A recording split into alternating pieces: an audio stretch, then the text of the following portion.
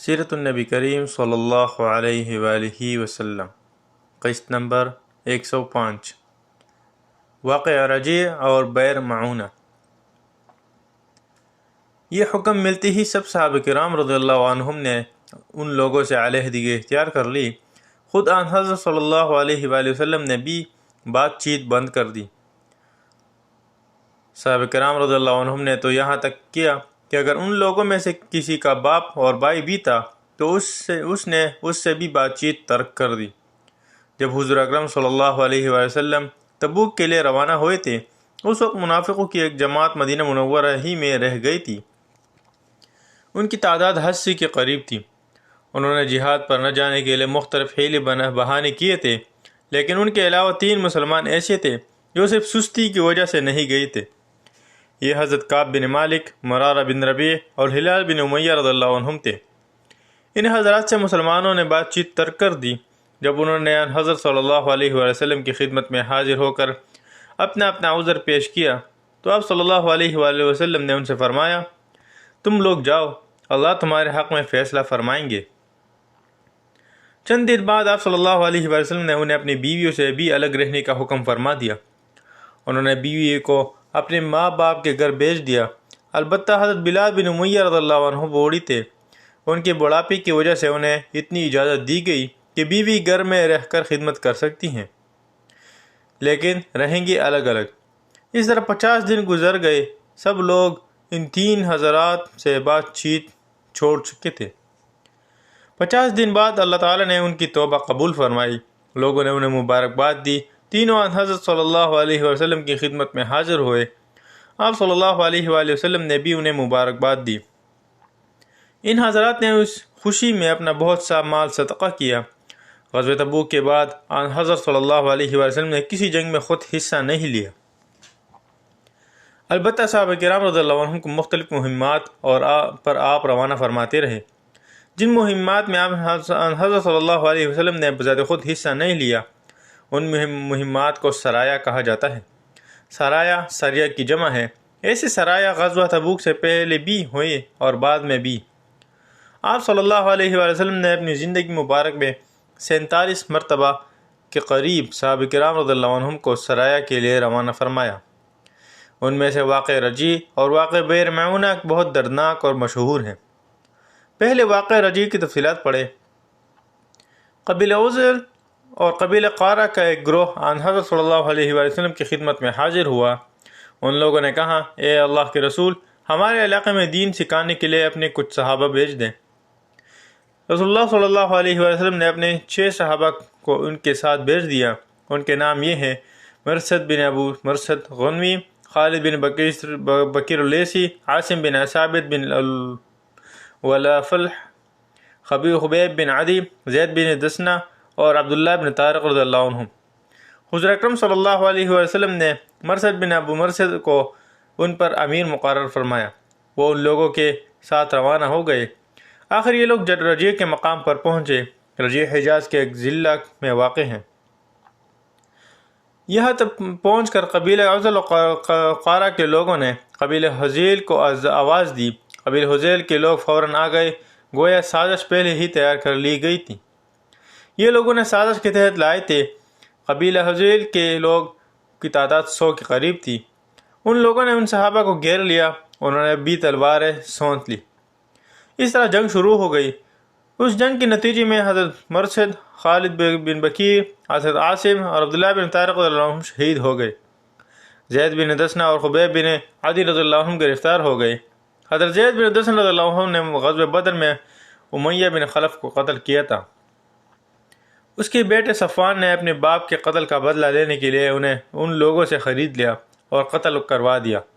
رہ گئے خبیب بن عدی رضی اللہ عنہ۔ انہیں مکہ سے باہر تعنیم کے مقام پر لایا گیا تاکہ انہیں پھانسی پر لٹکا دے۔ اس وقت حضرت خبیب بن عدی رضی اللہ عنہ نے ان سے فرمایا، مناسب سمجھو تو قتل کرنے سے پہلے مجھے 2 رکعت نماز ادا کر لینے دو۔ انہوں نے اجازت دے دی۔ حضرت خبیب رضی اللہ عنہ نے 2 رکعت بہت اچھی طرح اطمینان اور سکون سے پڑھیں۔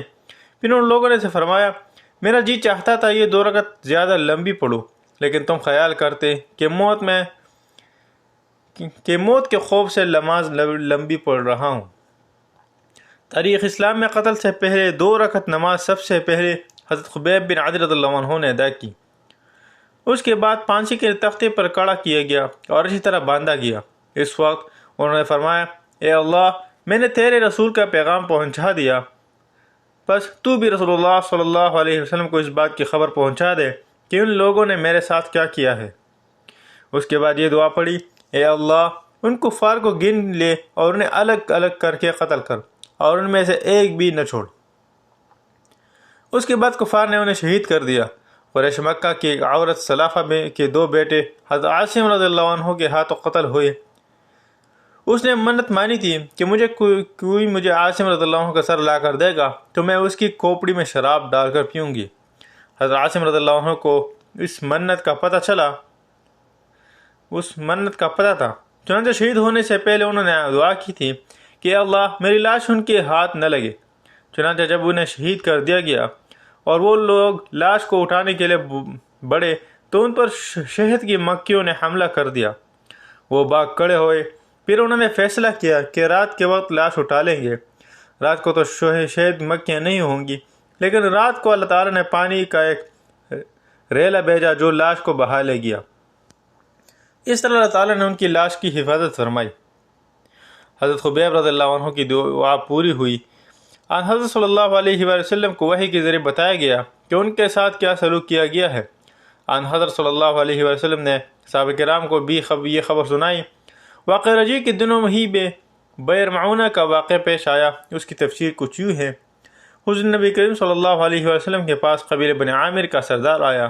آپ صلی اللہ علیہ وسلم نے اسے اسلام کی دعوت دی۔ اسلام قبول کرنے کے بجائے اس نے کہا، میں سمجھتا ہوں کہ آپ کا پیغام نہایت شریفانہ اور اچھا ہے، بہتر یہ ہے کہ آپ اپنے کچھ صحابہ کو نجد والوں کی طرف بھیج دیں۔ وہاں قبیلہ بنی عامر اور بنی سلیم آباد ہے، وہاں دین کی دعوت دیں، مجھے امید ہے کہ نجد کے لوگ آپ کی دعوت قبول کریں گے۔ اس پر آن حضرت صلی اللہ علیہ وسلم نے فرمایا، مجھے نجد والوں کی طرف سے اندیشہ ہے، کہیں وہ میرے صحابہ کو نقصان نہ پہنچائے۔ یہ بات آپ صلی اللہ علیہ وسلم نے اس لیے فرمائی کہ ابو عامر کا چچا عامر بن طفیل اسلام کا بدترین دشمن تھا اور وہاں کے لوگ بھی سخت مخالف تھے۔ آپ کی بات سن کر ابو عامر نے کہا، آپ کے صحابہ میری پناہ میں ہوں گے، میری ذمہ داری میں ہوں گے۔ آپ صلی اللہ علیہ وسلم نے اس سے وعدہ کر لیا۔ وعدہ لے کر ابو عامر چلا گیا۔ آپ نے حضرت منظر بن عمر رضی اللہ عنہ کو 40 یا 70 آدمیوں کے ساتھ روانہ فرمایا۔ یہ سب کے سب نہایت عابد اور زاہد صحابہ تھے۔ آن حضرت صلی اللہ علیہ وسلم نے انہیں ایک خط بھی لکھ کر دیا۔ یہ لوگ مدینہ منورہ سے روانہ ہوئے اور بئر معونہ پر جا ٹھہرے۔ بئر معونہ بنی عامر اور بنی سلیم کی سرزمین کے درمیان تھا۔ بئر کنویں کو کہتے ہیں، یعنی معونہ کا کنواں۔ اس علاقے کو حرہ بھی کہا جاتا ہے۔ یہاں سیاہ پتھر کثرت سے تھے۔ یہاں پہنچ کر ان حضرات نے حضرت حرام بن ملحان رضی اللہ عنہ کے حضرت صلی اللہ علیہ وسلم کا خط دے کر عامر بن طفیل کی طرف بھیجا۔ حضرت حرام رضی اللہ عنہ اس کے پاس پہنچے اور حضرت صلی اللہ علیہ وسلم کا خط اسے دیا۔ اس نے خط پڑھنا بھی گوارا نہ کیا۔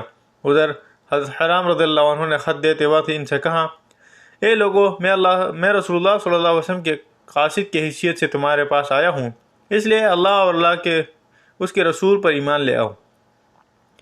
ابھی وہ یہ الفاظ کہہ رہے تھے کہ عامر بن طفیل نے ایک شخص کو اشارہ کیا۔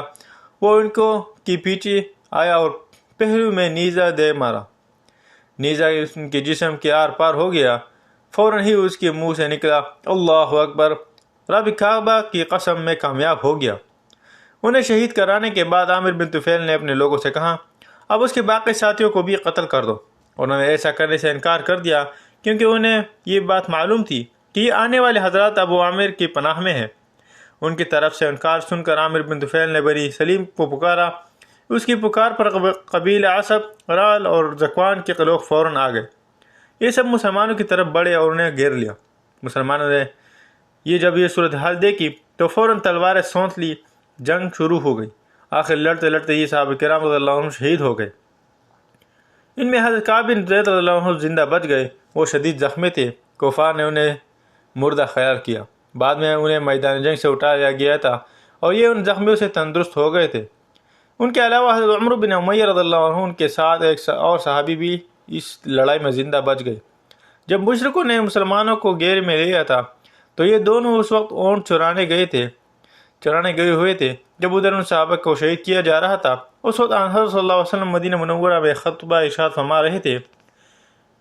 گھیرے میں آنے کے بعد مسلمانوں نے یہ دعا مانگی، اے اللہ، ہمارے پاس تیرے سوا کوئی ذریعہ نہیں کہ جو ہماری طرف سے تیرے رسول کو یہ خبر پہنچا دے۔ اللہ تعالیٰ نے ان کی دعا قبول فرمائی۔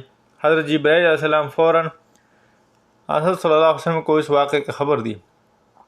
آپ صلی اللہ علیہ وسلم نے خطبے کے دوران ہی یہ خبر صحابہ کرام رضی اللہ عنہم کو سنائی۔ تمہارے بھائیوں کو مشرکوں سے دو چار ہو گئے، مشرکوں نے انہیں شہید کر دیا ہے۔ ادھر عمر بن امیہ زمری رضی اللہ عنہ اور ان کے ساتھی اونٹ چرانے گئے ہوئے تھے۔ ان دونوں نے پڑاؤ کی طرف مردار خور پرندوں کو منڈلاتے دیکھا تو پریشان ہو گئے، سمجھ گئے کہ کوئی خاص واقعہ پیش آ گیا ہے۔ چنانچہ یہ فوراً اپنے ساتھیوں کی طرف روانہ ہوئے۔ اس وقت تک صحابہ کرام کے قاتل وہیں موجود تھے۔ سلسلہ جاری رہے گا، باقی اگلی قسط میں انشاءاللہ تعالی۔